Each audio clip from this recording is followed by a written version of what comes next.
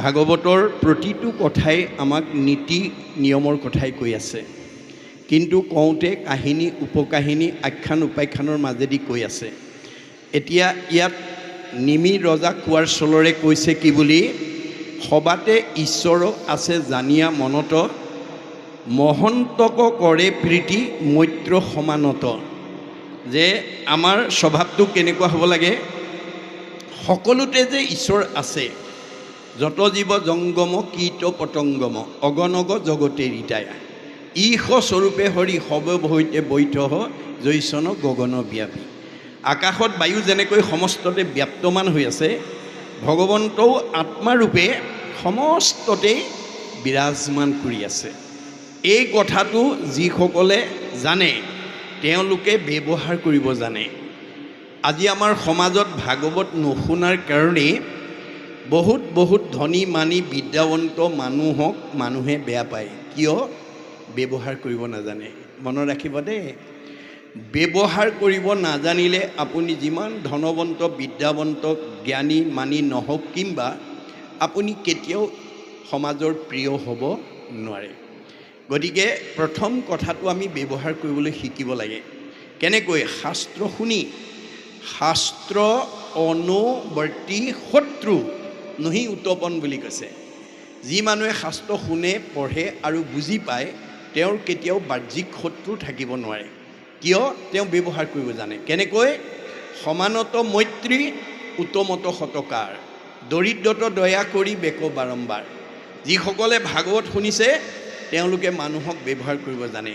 সমবয়সৰ জনক বন্ধু ব্যৱহাৰ কৰে, বয়োজ্যেষ্ঠ বা জ্ঞানজ্যেষ্ঠজনক মান্যতা সন্মান কৰে আৰু নিজ বা হীনজনক মৰমৰ চকুৰে চায়। গতিকে আমাক পুথিগত মানুহ জ্ঞানে আমাক প্ৰকৃত মানুহ কৰিব নোৱাৰে। আজি বহুত পিতৃ মাতৃয়ে পুথিগত জ্ঞান দি এই ভাগৱতৰ আপোনালোকৰ এই সত্ৰৰ দৰে বহু সত্ৰত এই ধৰণৰ আলোচনা নোহোৱাৰ কাৰণে তেনেকুৱা সত্ৰ এলেকাৰ বহুত ল'ৰা ছোৱালীক মাক বাপেকে পঢ়ুৱাই শুনাই পুথিগত ডিগ্ৰী, কাৰোবাক ডক্টৰেট, কাৰোবাক মানে ডাক্তৰ, ইঞ্জিনিয়াৰ, অফিচাৰ, প্ৰবক্তা, অধিবক্তা, বহুত উচ্চপদস্থ বিষয়ত চাকৰি কৰাৰ যোগ্যতা অৰ্জন কৰি দিছে। কিন্তু ভাগৱতৰ দৰ্শন নজনাৰ কাৰণে সেইসকল উচ্চ ডিগ্ৰীধাৰী পুত্ৰই, বহুত উচ্চপদস্থ বিষয়ত চাকৰি কৰা সন্তানে আজি আমাৰ সমাজলৈ কি আদৰ্শ এৰিছে? আনতো দূৰৰ কথা, নিজৰ জন্মদাতা বৃদ্ধ পিতৃ মাতৃক বৃদ্ধ বয়সত কেনেকৈ সেৱা শুশ্ৰূষা মৰম চেনেহ লালন পালন কৰিব লাগে তাক নাজানি বৃদ্ধাশ্ৰমলৈ খেদি পঠিয়াইছে। আপোনালোকৰ এই সত্ৰ এলেকাৰ সকলো মানুহে যদি এনেকৈ প্ৰতি বছৰে ভাগৱত চৰ্চা কৰে, ইয়ালৈ তেনেকুৱা জীৱ আহিব নোৱাৰে। পোহৰৰ ওচৰলৈ যেনেকৈ আন্ধাৰ আহিব নোৱাৰে, ভাগৱতৰ চৰ্চা কৰা জেগালৈ কোনো বেয়া জীৱ আহিব নোৱাৰে। গতিকে আমাৰ প্ৰথম কথাটো হৈছে যে আমাৰ ব্যৱহাৰ আমি কৰিব জানিব লাগিব। ব্যৱহাৰ কৰিব নজনাৰ কাৰণে আজি বহুত সমাজৰ অপ্ৰিয় হৈ গৈছে। সেইকাৰণে কৈছে মহন্তত কৰে পিতৃ মৈত্ৰ সমানত। জ্যেষ্ঠজনক মান্যতা দিয়ে, নিজ বা হীনজনক মৰমৰ চকুৰে চায় আৰু সমজনক বন্ধু ব্যৱহাৰ কৰে। আজি আপোনালোকে এজনী ছোৱালীক ডক্টৰেট ডিগ্ৰী দি ডাক্তৰ, ইঞ্জিনিয়াৰ, অফিচাৰ, প্ৰবক্তা কৰি টেট মাষ্টৰণী কৰি ডাক্তৰণী কৰি পঠিয়াব পাৰিব। কিন্তু যদি আধ্যাত্মিক জ্ঞান তাৰ লগত যোগ কৰি নপঠায়, তেতিয়া আপোনাৰ ডিগ্ৰীধাৰী ছোৱালীজনী শহুৰ শাহুৰৰ ঘৰত শহুৰ শাহুৰৰ প্ৰিয় নহ'বও পাৰে। কিয়? তেওঁ যদি পুথিগত ডিগ্ৰীক প্ৰাধান্য দি আগৰ LP স্কুল ME স্কুললৈ পঢ়া শহুৰ শাহুৰক যদি মান্যতা নিদিয়ে, তেতিয়াহ'লে তেওঁৰ পুথিগত ডিগ্ৰীয়ে কেতিয়াও তেওঁক শহুৰ শাহুৰৰ প্ৰিয় কৰিব নোৱাৰিব। যাৰ কাৰণে জনক ৰজাই সীতাক শ্ৰীৰামচন্দ্ৰলৈ বিয়া দিওঁতে এই নৈতিক আৰু আধ্যাত্মিক জ্ঞান দি পঠিয়াইছে। কি বুলি? আই সীতা, তুমি মোৰ যোনিজাত সন্তান নোহোৱা, তোমাক মই যজ্ঞভূমিত লাভ কৰিছোঁ। যদিও যজ্ঞভূমিত লাভ কৰিছোঁ, তুমি পিতৃ মাতৃ অতি মৰমৰ, অতি স্নেহৰ, অতি আদৰৰ। অজুনিকা তোমাকো লভিলোঁ যজ্ঞভূমি, পিতৃৰ মাতৃৰ প্ৰিয়তম জীও তুমি।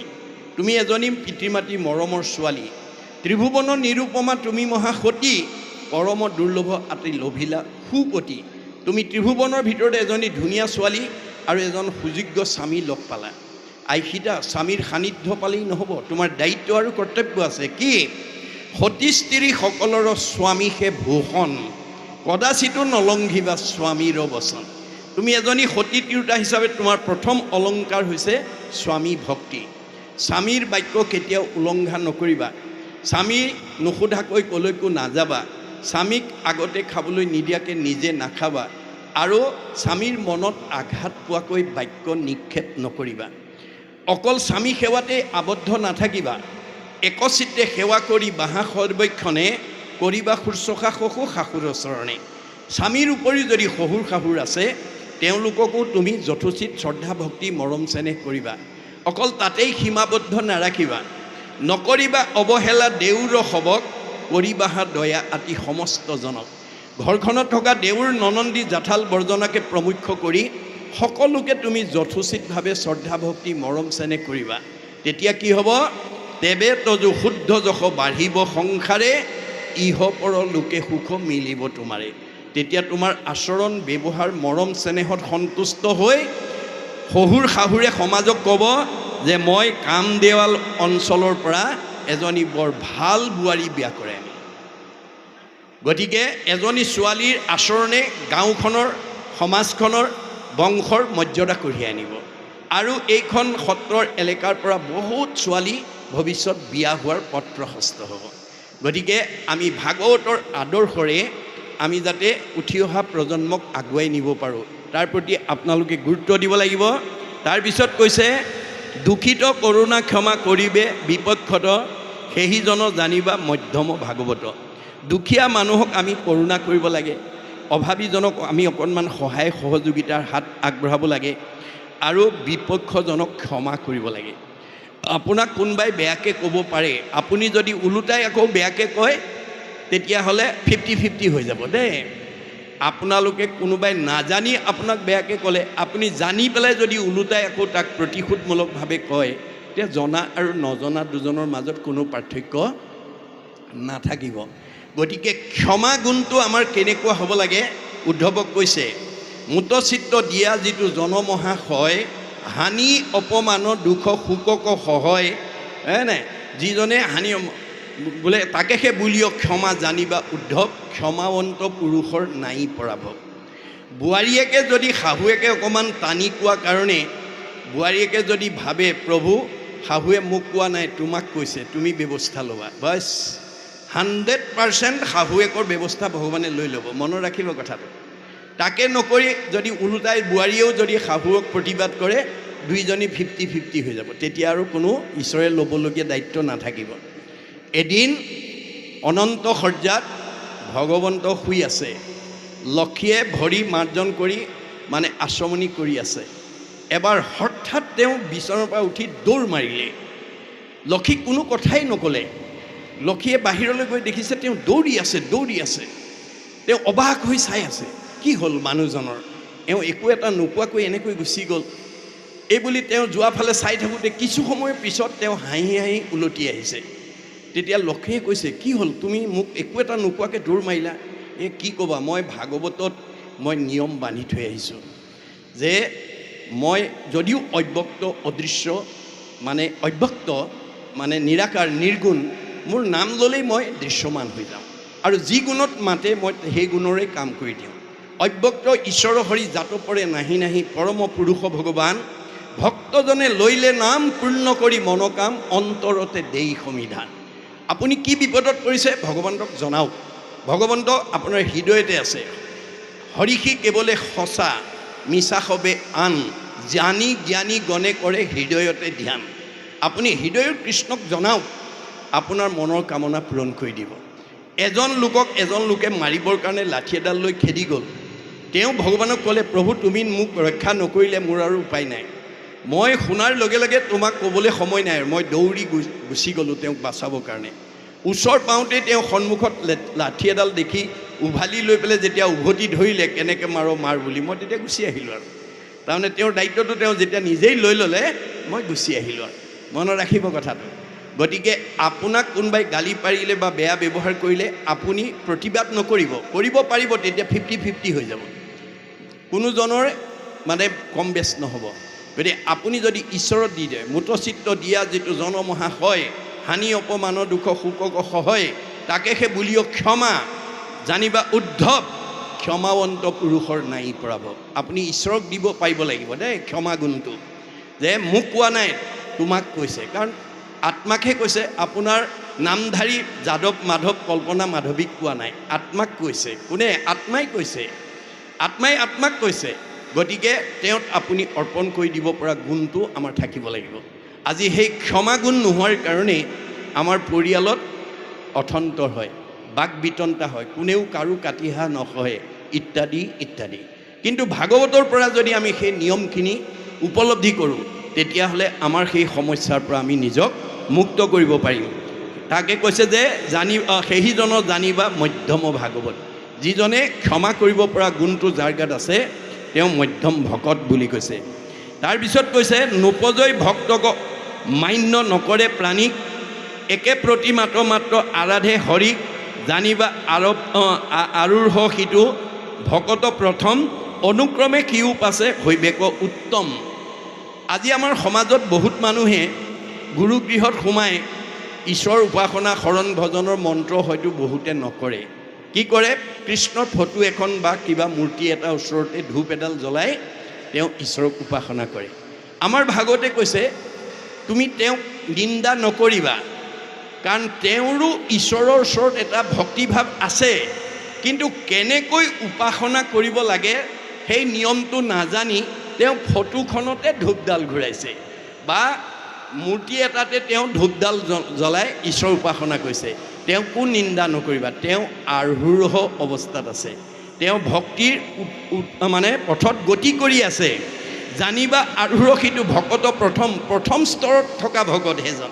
মনত ৰাখিব, সেইটো প্ৰাকৃত ভকত বুলি কয়, যাৰ ঈশ্বৰৰ ওপৰত শ্ৰদ্ধা আছে, কিন্তু কেনেকৈ ঈশ্বৰক উপাসনা কৰিব লাগে ভাগৱত নুশুনাৰ কাৰণে তেওঁ সাধাৰণ ফটো, কৃষ্ণ ফটো এখন বা কৃষ্ণ মূৰ্তি এটাতে ধূপ এডাল জ্বলাই উপাসনা কৰিছে। আমি সেইজনকো নিন্দা কৰিবলৈ মানা কৰিছে ভাগৱতী। কিয়? তেওঁৰ ভক্তিৰ পথত আৰূঢ় হৈ আছে, আগবাঢ়ি গৈ আছে। তাৰপিছত কৈছে অনুক্ৰমে সিও পাছে হৈবেক উত্তম, আৰু সেইজনে যদি আজিৰ দৰে অনুষ্ঠানত আহে তেওঁ উত্তম ভগতৰ শাৰীলৈ উত্তৰণ হৈ গুচি যাব। মনত ৰাখিব কথাটো। গতিকে আমি কাকো নিন্দা কৰিব বা হেয় প্ৰতিপন্ন কৰিব নালাগে, এই তথ্য আমাক দিছে। তাৰপিছত কৈছে ত্ৰিবিধ ভকত এই শুনিলা নিৰপতি, যাৰ যেন ধৰ্মতাক কহিলোঁ সম্প্ৰতি। গতিকে গুণ অনুসৰি তিনি প্ৰকাৰ, প্ৰাকৃত ভকত, মধ্যম ভকত, উত্তম ভকত। গতিকে এই ধৰণে কৰ্মৰ ওপৰত আমাৰ তিনিটা ভাগত ভকতক ভগাই ওপৰত দেখুৱাইছে। শুনা সাৱধানে আৰু ইক্ষাকু নন্দন, কহোঁ আৰু মহাভাগৱতৰ লক্ষণ। তোমাক এতিয়া মহাভাগৱত মানে মহাভকতৰ লক্ষণ সম্পৰ্কে তোমাক কওঁ, শুনা। কৃষ্ণকে চিন্তে মনে নবাঞ্চে বিষয়, যদি ভোগ কৰে মনে দেখে মায়াময়। যে যিজনে কৃষ্ণকেই মনেৰে চিন্তা কৰে, কৃষ্ণৰ বিনে আৰু নাই বুলি মনতে গণ্য কৰে, আৰু যিবোৰ ভোগ কৰে সেইবোৰ মায়াময়, আজি আছে কালিলৈ নাই, এই ধাৰণা যিজনে কৰে, নকৰে আক্ৰোশ দেশ কিঞ্চিতো মনত, কাৰো প্ৰতি আক্ৰোশ হিংসা ভাৱ যাৰ মনত নাথাকে, সেইজন জানিবা উত্তম ভাগৱত। সেইজন উত্তম ভকত দেই। কাৰো প্ৰতি ঈৰ্ষা হিংসা ভাৱ আমাৰ থাকিব নালাগে। কাক কৰিব আপুনি হিংসা, কাক ঈৰ্ষা কৰিব? চবতেই ভগৱান আছে, চবতেই ভগৱান আছে। এই কথা যিসকলে জানে, যিগৰাকী শাহুৱেকে আত্মা দৃষ্টিত বোৱাৰীয়েকক নিজৰ ছোৱালী বুলি ভাবে, আৰু যিগৰাকী বোৱাৰীয়েকে আত্মা দৃষ্টিত শাহুৱেকক নিজৰ মাতৃ বুলি ভাবিব পাৰে, সেইখন ঘৰত শাহু আৰু বোৱাৰীৰ মাজত কোনো ধৰণৰ মনোমালিন্য হ'ব নোৱাৰে। আজি এই দৰ্শনটো নজনাৰ কাৰণে বহুত শাহুৱেকে দেহ ধৰ্ম লৈ পেলাই বোৱাৰীয়েকক ব্যৱহাৰ কৰে। এওঁতো মোৰ ছোৱালী নহয়, এওঁ আমুকৰ জীয়েক বুলি ভাবে। বহুত বোৱাৰীয়ে শাহুৱেকক আত্মা দৃষ্টিত মাক বুলি ভাবিব নোৱাৰে, এওঁ মোৰ মা নহয়, আমুকৰ মাহে। আপোনালোকে যিদিনালৈকে দেহ ধৰ্ম লৈ থাকিব সেইদিনালৈকে এই জন্মচক্ৰত ঘূৰি থাকিব লাগিব। পুনৰপি জনমম পুনৰপি মৰণম হৈ থাকিব লাগিব। ভাগৱত শুনি যেতিয়ালৈকে আত্মা ধৰ্ম ল'ব নোৱাৰিব, তেতিয়ালৈকে আপোনাৰ জীৱই জীয়াই থাকোঁতে শান্তি নাপাব, মনে ভবা শান্তিৰ পৰা বঞ্চিত হ'ব আৰু মৰিলে অধোগতি যাব আৰু জন্মচক্ৰত ঘূৰি থাকিব। গতিকে ভাগৱত শুনি এই বেয়া স্বভাৱবিলাক আমি লাহে লাহে এৰিব লাগিব। একেদিনাই নোৱাৰিব পাৰে, লাহে লাহে আপোনালোকে সংস্কাৰ হৈ যাব লাগিব। তাৰপিছত কৈছে জনম মৰণ ক্ষুধা তৃষ্ণা ভয় মৰ্ম দেহ প্ৰাণ মনোবুদ্ধি শৰীৰৰ ইটো ধৰ্ম। এই জন্ম মৃত্যুটো কেৱল শৰীৰৰহে হয়, মই আৰম্ভণিতে কৈছোঁ যেনে জীৱৰ মৃত্যু নাই, মৃত্যু কালছে দেহৰেহে ধৰ্ম জনম মৰণ। দেহটোত ভোক পিয়াহ ক্ষুধা তৃষ্ণা ৰোগ ব্যাধি এইবোৰ চব দেহৰ ধৰ্ম, আত্মাৰ ধৰ্ম নহয়। আপুনি মনটোক যদি সংযম কৰিব পাৰে দেহে সেই শাস্তিৰ পৰা মুক্তি হ'ব। আৰু যদি মনটো সংযম কৰিব নোৱাৰি অখাদ্য খায় অবস্তু খায় তেতিয়া দেহে তাৰ শাস্তি ভুগিব লাগিব। ভাগৱতত কৈছে মনে পাপ কৰে যায় লাগয় জীৱত সিকাৰণে জীৱে দুখ ভুঞ্জে সংসাৰত। আজি আমি মনক সংযম কৰিব নোৱাৰাৰ কাৰণে মনৰ কবলত পৰি নাখাবলগীয়া খোৱাৰ কাৰণে নকৰিবলগীয়া কাম কৰাৰ কাৰণে আমি শৰীৰত বিকাৰ ভুগিব লগা হয়। কিমান 84 নৰক। নৰক মানে দুখ কষ্ট। কেতিয়া? জীয়াই থাকোঁতে। ক'ত? দেহত। গতিকে আমাৰ দাৰ্শনিক পণ্ডিতে সমীক্ষা দিছে আপোনালোকৰ নিজৰ শৰীৰটো নিজৰ হাতেৰে 3.5 হাত হয়, জুখি চাব। এহাতত 24 আঙুলকৈ থাকে, 3 হাতত 72 আঙুল, এবেগেটত 12 আঙুল, 72 12 84 আঙুল। এই 84 আঙুল দেহতে নখচন্দৰ পৰা কেশলৈকে, নখ চুকুৰা হৈ নখ মৰাৰ পৰা ওকণি উফি হোৱালৈকে, চুলি সৰালৈকে, আৰু বাকী চোৱাত অৰ্শ গুল্ম পিত্ৰ কেঁচুমৰীয়া মূৰবিষ পেটৰ বিষ ইত্যাদি দেহে ভোগ কৰিব লাগিব। কিহৰ কাৰণে? মনৰ কৰ্মৰ কাৰণে দেহে ভোগ কৰিব লাগিব। এতিয়া মনক আমি যেতিয়ালৈকে সংযম কৰিব নোৱাৰিম দেহটো কেতিয়াও আমি সুস্থ কৰি ৰাখিব নোৱাৰিম। গতিকে আমাৰ গুৰুজনা বেদৰ দৰ্শনটো হৈছে জ্যেষ্ঠসকলে আমি সদায় আদৰ্শবিলাক দেখুৱাই যাব লাগিব। জ্যেষ্ঠজনে কৰে যদি গৰিহিত কৰ্ম অন্যে ভাবে তাকো সেহি মহাধৰ্ম। ডাঙৰসকলে যিটো কাম কৰে সৰুবিলাকে তাকে ধৰ্ম বুলি অনুকৰণ কৰে। অনুজসকলে অগ্ৰজসকলক অনুকৰণ কৰি থাকে। এইটো শিক্ষাবিদ পণ্ডিত, দাৰ্শনিক পণ্ডিত, মনস্তাত্ত্বিক পণ্ডিত, মহাপুৰুষ গুৰুজন আৰু ভাগৱতে আমাক দেখুৱাইছে। গতিকে আমাৰ জ্যেষ্ঠসকলৰ আদৰ্শ কি হ'ব লাগে? শুই উঠি গা পা ধুই প্ৰথমতে বিষ্ণু যজ্ঞ কৰিব লাগে, তাৰপিছতে ভূত যজ্ঞ কৰিব লাগে। বিষ্ণু যজ্ঞ মানে ঈশ্বৰ সেৱা, গুৰু সেৱা নকৰাকৈ, মনটো মানে শুদ্ধ নকৰাকৈ পঞ্চভূতৰ দেহটো ৰাখিবৰ কাৰণে খোৱা বোৱা কৰিব নালাগে। আজি এই কথাটো নজনাৰ কাৰণে বহুত কোৱালিফাইড মানুহ, বহুত জ্ঞানী মানুহে শুই উঠিয়েই মুখখন ধুয়ে ভূত জগত আগবাঢ়ে। অৰ্থাৎ বহুতে কয় বুইছা, মোৰ মুখখন ধুই লাল চাহ একাপ শুকান ৰুটি এটা নাখালে বা মোৰ তামোল এখন বা চাদা এপালি নাখালে বা কিবা এটা নকৰিলে মোৰ পিছৰ কামখিনিলৈ আগুৱাব নোৱাৰোঁ। এয়া হৈছে মনৰ অধীন। আপোনালোকে যদি মনৰ অধীন হৈ যায় আপুনি শৰীৰটো সুস্থ কৰি ৰাখিব নোৱাৰিব। কাৰণ মন চঞ্চল মনে আমাক বিপথে লৈ যায়। গতিকে মনে কৰা পাপৰ ফলটো দেহে ভোগ কৰিব লাগে। এই কথা জানি আপোনালোকে প্ৰথমতে গুৰু সেৱা কৰি লোৱাৰ পিছতহে পঞ্চভূতৰ দেহটো ৰাখিবৰ কাৰণে খোৱা বোৱা কৰিব লাগে। আৰু আপুনি যদি সেই নিয়মটো প্ৰৱৰ্তন কৰি থৈ যায় তেতিয়া নাতি পুতিবিলাকেও ভাবিব আমাৰ আইতা ককাই গা নোধোৱাকৈ একো বস্তু নাখায়, ঈশ্বৰ উপাসনা নকৰাকৈ একো বস্তু নাখায়। গতিকে আপোনালোকে দেখুৱাই যোৱা আদৰ্শৰে যাতে আমি উঠি অহা প্ৰজন্মক আমি নীতি আদৰ্শ সদাচাৰৰ মাজলৈকে আনিব পাৰোঁ তাৰ প্ৰতি আপোনালোকে গুৰুত্ব দিব লাগিব। তাৰপিছত কৈছে ইখনক মূৰ বুলি নমানে মনত জানিয়া নিৰ্পদোষিটো উত্তম ভকত। এই দেহটোৰ অনিত্য অশ্বাশ্বত বুলি ভাবি আত্মাক যি প্ৰাধান্য দিব সেইসকল হ'ব উত্তম ভকত। তাৰপিছত কৈছে যে একে মাধৱত মাত্ৰ কৰিলে আশ্ৰয়, কাম্য কৰ্ম বাসনাক তেজিলে হৃদয়, হৰিৰ স্মৰণ মনে নচাৰে সতত, সেইজন জানিবা উত্তম ভাগৱত। যে আমি কোনো বস্তু কামনা কৰিব নালাগে, কামনা কৰি ঈশ্বৰক উপাসনা কৰিব নালাগে, নিষ্কামভাৱে কৰক। অৰ্জুনক কৈছে কৰ্মাণি অধিকাৰ অস্তি, অৰ্জুন তোমাক মই কামৰ অধিকাৰ দিছোঁ, মা ফল কদাচন, মোৰ পৰা কোনো ফল নিবিচাৰিবা। অৰ্জুনে প্ৰতিবাদ কৰিছে যদি ফলেই বিচাৰিব নালাগে তোমাক আৰাধনা কৰাৰ মোৰ প্ৰয়োজনেই বা কি?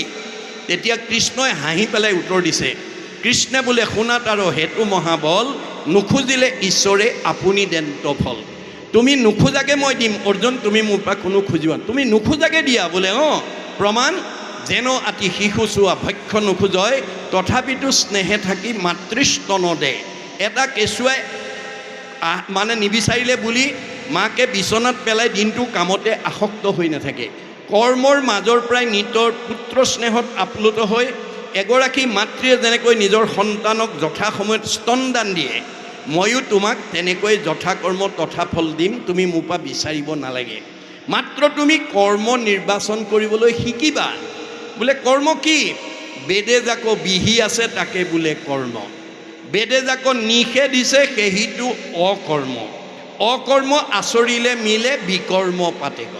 এতিয়া বেদবিহিত কৰ্ম কৰিব লাগিব। আজি এই কামদেৱাল সত্ৰৰ সত্ৰাধিকাৰৰ পৰা ধৰি উদ্যোক্তাসকলে এইটো দুদিনীয়া বেদবিহিত কৰ্ম কৰিলে। ইমানবিলাক আত্মাক মাতি আনি আমাক ঈশ্বৰৰ কথা শুনাই দিলে। গতিকে আমাক জন্ম জন্মান্তৰৰ কাৰণে অক্ষয় পুণ্য অৰ্জন কৰাৰ সৌভাগ্য দি দিলে। এইটো বেদবিহিত কৰ্ম। বেদে যাক নিষেধ দিছে সেইটো কৰ্ম। বেদে কি কৈছে? যত দেখা ভূত প্ৰাণী সবাহাকে বিষ্ণু মানি, হিংসা এৰি কৰা উপকাৰ। মই চবতে আছোঁ দেই, পাৰিলে কাৰোবাক উপকাৰ কৰিবা, কাকো হিংসা নকৰিবা। আপুনি সেই কথা জানিও যদি কাৰোবাক হিংসা কৰে, তেতিয়া আপোনাৰ কি হ'ব? পাপ আয় পৰপীড়ন, তেতিয়া পাপ হৈ যাব, তেতিয়া দুখ কষ্ট ভোগ কৰিব লাগিব। আমাৰ নিয়মবোৰ নজনাৰ কাৰণেই আজি আমাৰ উঠি অহা প্ৰজন্মই বিপদগামী হৈছে। আপোনালোকে যদি এই আদৰ্শৰে যদি ভাগৱতৰ বিষয়বস্তুখিনি যদি আমাৰ পুংখানুপুংখভাৱে উঠি অহা প্ৰজন্মক আমি যদি জনাব পাৰোঁ, তেতিয়া ইয়াতেই আপোনালোকে বৈকুণ্ঠৰ সুখ, স্বৰ্গৰ ভোগ, আৰু এইটো কৰিব নোৱাৰিলে নৰকৰ দুখ। সেইকাৰণে কপিলে মাকক কৈছে, স্বৰ্গ নৰক দুইকো ঐত্য দেখা আয়, কতো সুখে কতো দুখতে প্ৰাণ যায়। একেখন গাঁৱতে আছে, কোনোবাই সুখত কোনোবাই দুখত। সুখত থকাজন স্বৰ্গবাসী, দুখত থকাজন নৰকবাসী, আৰু নকুণ্ঠা হৈ যদি আছে বৈকুণ্ঠবাসী। যে নকুণ্ঠা হ'বলৈ হ'লে ভাগৱতৰ যিবোৰ সদাচাৰ সেইখিনি আমি জানিব লাগিব, জনাব লাগিব। তাৰপিছত কৈছে, কুলকৰ্ম বৰ্ণাশ্ৰম ধৰ্ম যত যত কৰন্তে নোপজে অহংকাৰ শৰীৰত। আমি কৰ্মবিলাক কৰোঁতে অহংকাৰ শূন্যভাৱে কৰিব লাগে দেই, অহংকাৰ ভাৱেৰে নহয়। আমি অহংকাৰ শূন্যভাৱে কৰিব লাগে। অহংকাৰী মানুহক কোনেও ভাল নাপায়। সেইকাৰণে আপুনি নিজক যদি সমাজত প্ৰতিষ্ঠা কৰিব বিচাৰে, অহংকাৰ শূন্যভাৱে আপুনি আগবাঢ়ি যাব। যাৰ কাৰণে দাৰ্শনিক পণ্ডিতে কৈছে, to become great one we must be humble. আমি সমাজত নিজক প্ৰতিষ্ঠা কৰিবলৈ হ'লে আমি নম্ৰ ভাৱৰ হ'ব লাগিব। অহংকাৰী মানুহক কোনেও ভাল নাপায়। আমাৰ জীৱনলৈ 5টা বস্তুৱে অহংকাৰ আনে, মনত ৰাখিব বেদৰ মতে দেই। জাতি বিদ্যা মহতঞ্চ ৰূপ যৌৱনম এবচ যত তৎ স্তুতি বৰ্ধেত পঞ্চতৈ ভক্তি কণ্টকঃ। এই 5টা অভিমানে যদি আপোনাৰ হৃদয়ত অৱস্থান কৰি থাকে, আপুনি কেতিয়াও আজিৰ দৰে অনুষ্ঠানলৈ আহি ঈশ্বৰৰ কথা শুনিব নোৱাৰিব।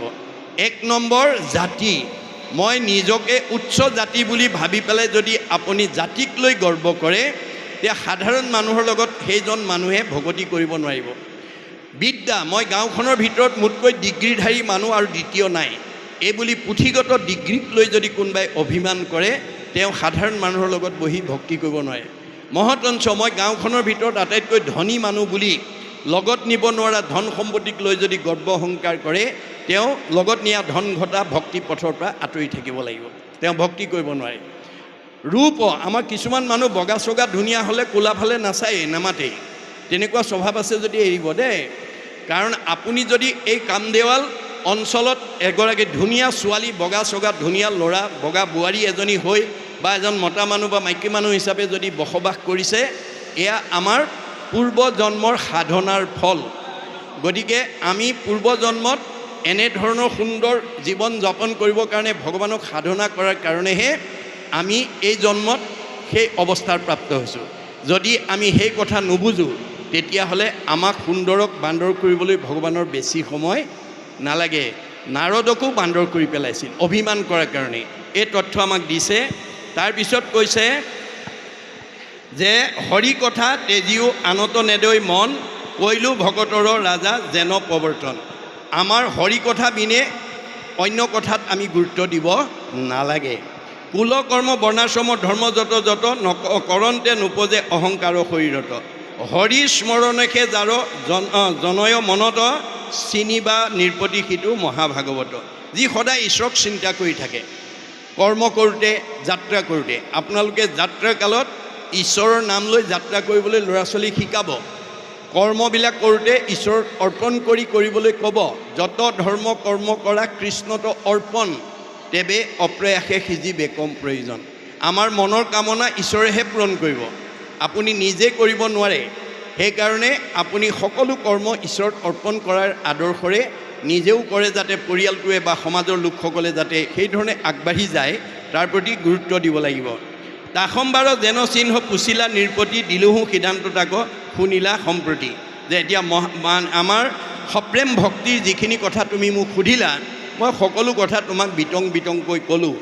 এবে তাসম্বাৰ শুনা যিমত স্বভাৱ কি কহিব ভকতৰ পৰম প্ৰভাৱ। যে ভকত হ'ব পাৰিলে তাৰ মহিমা কথা কৈ অন্ত কৰিব নোৱাৰি। নকৰে আপোন পৰ বুদ্ধিধন বিদে সমস্তৰে একে আত্মা জানে যিটো চিত্তে। আত্মা দৃষ্টিত আমি সকলো সমান। এই ভাৱনাটো যিদিনা আমাৰ সৃষ্টি হ'ব সেইদিনা আমি জীৱন্ত মুক্ত হৈ যাম। সকলো লোকৰ সম ভাৱ নিৰূপম জানিবা নিৰ্পতু সিটো ভকত উত্তম। আত্মা দৃষ্টিত আমি সকলো সমান। দেহৰ মতা মাইকী আছে, বগা ক'লা আছে, ওখ চাপৰ আছে, আপোন পৰ চুটবোৰ আছে, আত্মাৰ নাই। আত্মা কেনেকৈ আছে? ঋগ্বেদত কৈছে কেশাগ্ৰ শতভাগস্য শতাংশ স্বাদিচাত্মক জীৱ সূক্ষ্ম অৰূপ অয়ং সংখ্যাদিটো হি চিৎকণ। আমাক যদি কোনোবাই সোধে যে পৰম ব্ৰহ্মৰ অংশ আমাৰ দেহ জগতত কিমান পৰিমাণে আছে, তেতিয়া আমি ঋগ্বেদক দোহাই দি ক'ব লাগিব চুলিৰ আগ এডাল 10,000 ভাগ কৰি এভাগ ল'লে যিমান সূক্ষ্ম অণু হয় সিমান সূক্ষ্ম অনুৰূপে গুৰি পৰুৱাত যিমান হাতীটিটো সিমান, বুঢ়া মানুহত যিমান কেঁচুৱা ল'ৰাটোতো সিমান। দেহৰহে বুঢ়া কেঁচুৱা আছে, দেহৰহে ডাঙৰ সৰু আছে, আত্মাৰ নাই। এই কথাখিনি যাতে আমি উঠি অহা প্ৰজন্মক ভাগৱতৰ মাজেদি যাতে উপলব্ধি কৰাই দিব পাৰোঁ, তাৰ প্ৰতি যত্ন কৰিলেই আমাৰ জীৱনৰ সাৰ্থকতা হ'ব। এই দুদিনৰ কাৰ্যসূচী অৰ্থাৎ যজ্ঞ পূৰ্ণাংগ কৰিবৰ কাৰণে আপোনালোকৰ এই কামদেৱাল অঞ্চল সত্ৰৰ অঞ্চলত বাস কৰা লোকৰ অক্ষয় পুণ্য অৰ্জন কৰা এটা সৌভাগ্য। মনত ৰাখিব কথাটো, পৰম সৌভাগ্য। ভগৱন্ত স্বৰূপ ভক্তসকলক আপোনালোকে যৎপৰ নাস্তি শ্ৰদ্ধা ভক্তি কৰিব, সেৱা শুশ্ৰূষা কৰিব, আদৰ অভ্যৰ্থনা কৰিব। তাৰ কাৰণে যদি আপুনি এটা খোজ দিব পাৰে তেতিয়া তাৰ খোজৰ মূল্য কি? পদে পদে অশ্বমেধ ফলং প্ৰাপ্নতি নিত্যস্য। ভগৱন্তে কৈছে মোৰ কামত যদি তুমি এটা খোজ আগবঢ়াব পাৰা তেতিয়াহ'লে এই জন্মত প্ৰতিটো খোজৰ মূল্য হ'ব এটা অশ্বমেধ যজ্ঞৰ সমান অক্ষয় পুণ্য। গতিকে এই কথাবিলাক নজনাৰ কাৰণে আজি বহুতে ভাল কামৰ কাৰণে আগবাঢ়ি নাহে বা এটা সৎ কাম কৰিবৰ কাৰণে যিটো অনুৰাগ দেখুৱাব লাগে নেদেখুৱায়। কিয়নো তেওঁলোকে লগত নিব নোৱাৰা ধন ঐশ্বৰ্য সম্পত্তিৰ পিছত দৌৰি আছে। গতিকে আমি যাতে তাৰ পৰা উভতাই আনিব পাৰোঁ। আমাৰ ভাগৱতত কৈছে নেৰিবেক ধনে ধানে মানে আশকতি নাপাইবে উদ্ধাৰ সখী যাইবে অধুগতি। আপুনি যিবোৰ বস্তু পিছত আমি গৈ আছোঁ, মাধৱদেৱে কৈছে হৰিষি কেৱলে সঁচা মিছা হবে আন জানি জ্ঞানী না, হৰিষি কেৱলে সঁচা মাত্ৰ ৰাম ৰাম ৰাম ৰাম ৰাম তান্ত বিনে মিছা যত দেখি শুনি মানে। এই পৰিদৃশ্যমান জগতখনত আমি চকুৰে যিমান দেখিছোঁ, কাণেৰে যিমান শুনিছোঁ, চব মিছা। কিন্তু আমি কি কৰিছোঁ? যিটো মিছা তাক আশা কৰি ৰাম ৰাম ৰাম ৰাম ৰাম দুৰাচাৰ মন মৰস কেন অজ্ঞানে। আজি মনটো সদাচাৰ কৰিব নোৱাৰাৰ কাৰণে দুৰাচাৰ মনৰ কবলত পৰি লগত নিব নোৱাৰা ধন টকা পইচা গাড়ী মটৰ পকা ঘৰ দুৱাৰ পুত্ৰ ভাৰ্যা মানে ইন্দ্ৰিয় সুখ ভোগৰ পিছত আমি গৈ আছোঁ। আমাৰ অৱস্থা কি হ'ব? যিবিলাকে ভাগৱতৰ এই কথা নাজানি লগত নিব নোৱাৰা ধনৰ প্ৰতি গতি কৰি আছে তাৰ অৱস্থা কি হ'ব? বেদে কৈছে ধায়তো বিষয়ান পুঞ্চ সংগস্তে সুপ্ৰজায়তে সংগত সংজায়তে কাম কামাত ক্ৰোধ বিজায়তে ক্ৰোধাৎ ভবতি সন্মোহ সন্মোহাৎ স্মৃতি বিভ্ৰম স্মৃতি ভংসাৎ বুদ্ধিনাশং বুদ্ধিনাশাৎ প্ৰণশ্যতি। আপুনি লগত নিব নোৱাৰা ধন সম্পত্তি পিছত যদি দৌৰি থাকে, কেনেবাকৈ বাসনাত বাধা পৰিলে খং উঠিব, খং উঠিলে মোহগ্ৰস্ত হ'ব, মোহগ্ৰস্ত হ'লে স্মৃতি নষ্ট হ'ব, স্মৃতি নষ্ট হ'লে বুদ্ধি নষ্ট হ'ব, আৰু বুদ্ধি নষ্ট হ'লে পথ বাচিব নোৱাৰি আকৌ 84 নৰকত যাব লাগিব। আমি 84 নৰক অতিবাহিত কৰি মানুহ জন্ম পাইছোঁ। মানুহৰ জন্ম পাই যদি ভাগৱতৰ আদৰ্শৰে যদি আমি অনুপ্ৰাণিত নহওঁ, আমাৰ পৰিয়ালক যদি ভাগৱতৰ নীতি আদৰ্শই আগুৱাই নিব নোৱাৰোঁ, তেতিয়া আহিল কণা গ'ল কণা সাগৰী কাটিল 3 কণা। মানুহৰ জন্ম পায়ো আমি আকৌ হয়তো গস্ত তৰুদিনলৈ ঘূৰি যাব লাগিব। মনুষ্যৰ জন্ম পাই হৰি নভজিলা অৱশ্যে হুইবা ভাই তৃণত। এই চকৰি ঘূৰাই আছে দেই, ভগৱানে জীৱবিলাকক লৈ ঘূৰাই আছে। চক্ৰবত পৰিৱৰ্তনতে দুঃখানিচ কৃষ্ণ।